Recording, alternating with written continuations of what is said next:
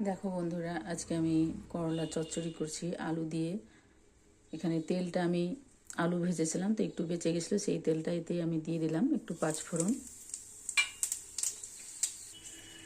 আলু আর করলাটাকে দিয়ে দিচ্ছি। এখানে লবণ হলুদ দিয়ে দিলাম স্বাদ মতো, একবারই দিয়ে দিলাম, আর পরে দিব না। ভালো করে এটাকে ভেজে নিব হালকা আঁচে, একটু নরম করেই ভাজবো যেন সেদ্ধটা হয়ে যায়। খুবই ভালো লাগে এই চচ্চড়িটা, তোমরা বানিয়ে অবশ্যই খাবে। এই করলা চচ্চড়িটা খুবই ভালো লাগে, তোমরা অবশ্যই বানিয়ে খাবে। দুবার বললাম, যাই হোক। তো যারা আমাকে ফলো করোনি তাদের কাছে অনুরোধ, একটু ফলো করে নিও নতুনত্ব রেসিপি দেখার জন্য এবং আমার ভিডিওগুলো দেখার জন্য।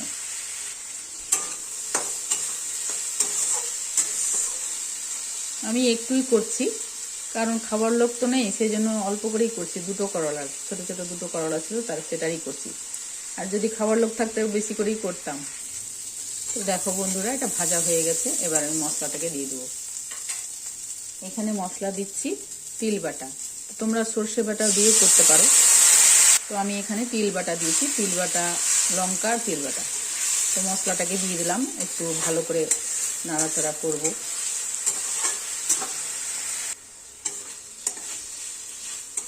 এখন একটু সামান্য একটু জল দিয়ে দেবো, একটু চিনি দিয়ে দেবো। চিনিটা অবশ্যই দেবা, নাহলে ভালো লাগবে না খেতে।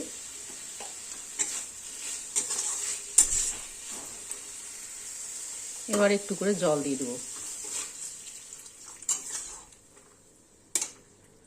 অর্ধেক সেদ্ধ হয়ে গেছে, আর একটু সেদ্ধ হলেই হয়ে যাবে। তো আমি অল্প করেই দিলাম।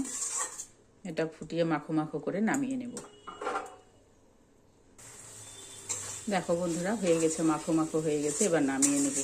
তো এইভাবে তোমরা একবার হলেও ট্রাই করে খেয়ে দেখো, খুব সুন্দর হয় এই চচ্চড়িটা খেতে। তো হয়ে গেছে, এবার নামিয়ে নিচ্ছি। আর যদি ভালো লেগে থাকে লাইক শেয়ার কমেন্ট অবশ্যই করবে বন্ধুরা, তোমাদের আশায় রইলাম।